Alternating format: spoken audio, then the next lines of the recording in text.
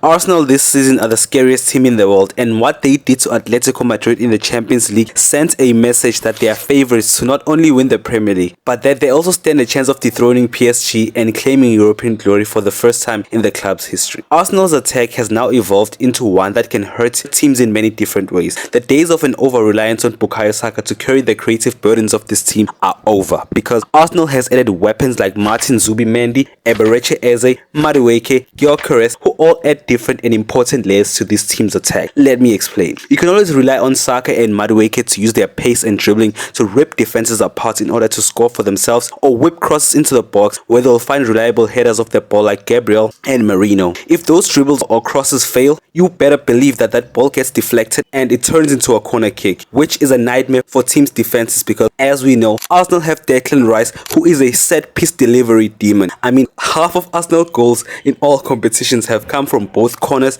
and free kicks specifically, basically set pieces, and Declan Rice is whipping in those crosses like crazy, man. But if the set pieces dry up or fail to deliver, look no further than the match against Manchester City, where having a creative midfielder like Eberechi Eze made all the difference and broke down a stubborn Manchester City low block. I mean, we can't talk about Arsenal without mentioning the team's ridiculous defense because it is their greatest strength. Arsenal have only conceded 3 goals in 11 matches this season, while managing to keep 8 clean sheets in the process, and that is thanks to the rock-solid defense, which consists of Rice, Gabriel and Saliba, who form a triangle that eliminates threats as soon as they enter the final third, followed by the impenetrable wings of the defense, guarded by the full-back pairing of Timber and Calafiori, and even Miles Lewis-Skelly, who is insane in both defense and attack. Look at what this man did to Atletico Madrid. Arsenal's defense is so good that it takes special goals like this one,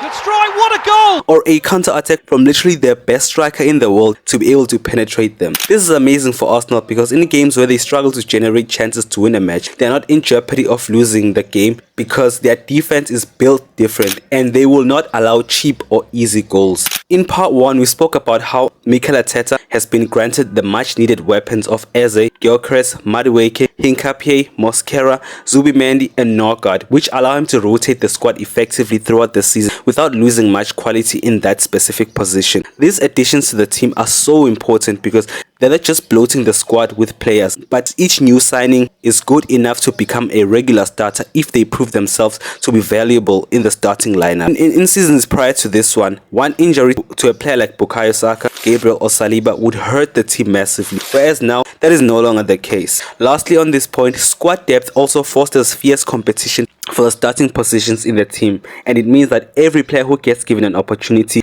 gives his all on the pitch, which results in the team performing better overall.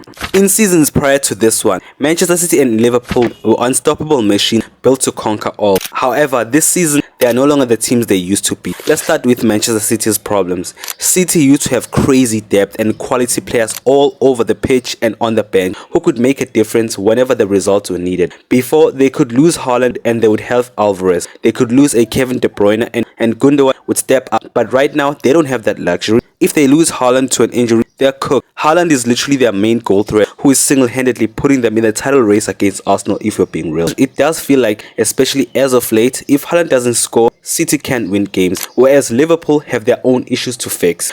Liverpool on paper have better players than Arsenal in many different positions, which led to many people coming to this season predicting that Liverpool will win the league. However, like City, who have seen many departures, the core of the squad has been shaken and the new puzzles in the system still need time to fit in and adapt so that the team can function at their maximum potential. Whereas Arsenal look like the most stable team of the 3 at the moment because the core of the squad, which has already performed at a high level for the last 3 seasons, largely remains unchanged for the most part and is actually stronger than before because of the experience and chemistry that the players have built and attained over the years. And with one manager, Mikel Arteta, managing the squads for 6 years at this point, they gotta come up with a trophy or something, man.